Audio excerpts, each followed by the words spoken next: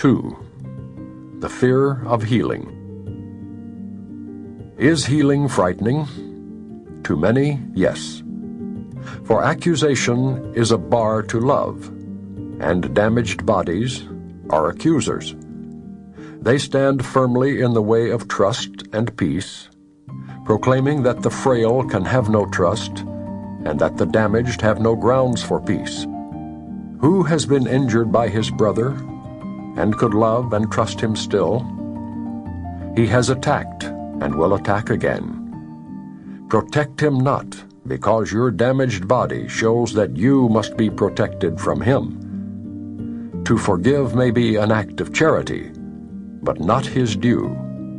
He may be pitied for his guilt, but not exonerated. And if you forgive him his transgressions, you but add to all the guilt that he has really earned.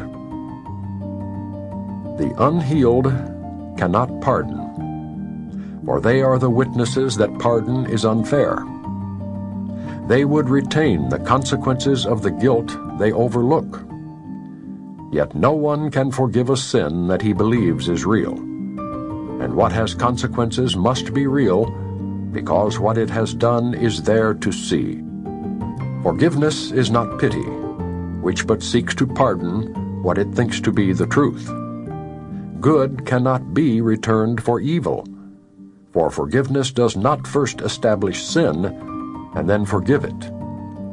Who can say and mean, "My brother, you have injured me, and yet, because I am the better of the two, I pardon you my hurt"? His pardon and your hurt cannot exist together. One denies the other and must make it false. To witness sin and yet forgive it is a paradox that reason cannot see. For it maintains what has been done to you deserves no pardon, and by giving it, you grant your brother mercy, but retain the proof he is not really innocent. The sick remain accusers. They cannot forgive their brothers and themselves as well, for no one in whom true forgiveness rests can suffer. He holds not the proof of sin before his brother's eyes, and thus he must have overlooked it and removed it from his own. Forgiveness cannot be for one and not the other. Who forgives is healed, and in his healing lies the proof that he has truly pardoned and retained no trace of condemnation that he still would hold against himself or any living thing. Forgiveness is not real unless it brings a healing to your brother and yourself. You must attest his sins have no effect on you to demonstrate they are not real. How else could he be guiltless? And how could his innocence be justified unless his sins have no effect to warrant guilt? Sins are beyond forgiveness just because they would entail effects that cannot be undone and overlooked entirely. In their undoing lies the proof that they are merely errors. Let yourself be healed, that you may be forgiving, offering salvation to your brother and yourself. A broken body shows the mind has not been healed. A miracle of healing proves that separation is without effect. What you would prove to him, you will believe. The power of witness comes from your belief, and everything you say or do or think but testifies to what you teach to him.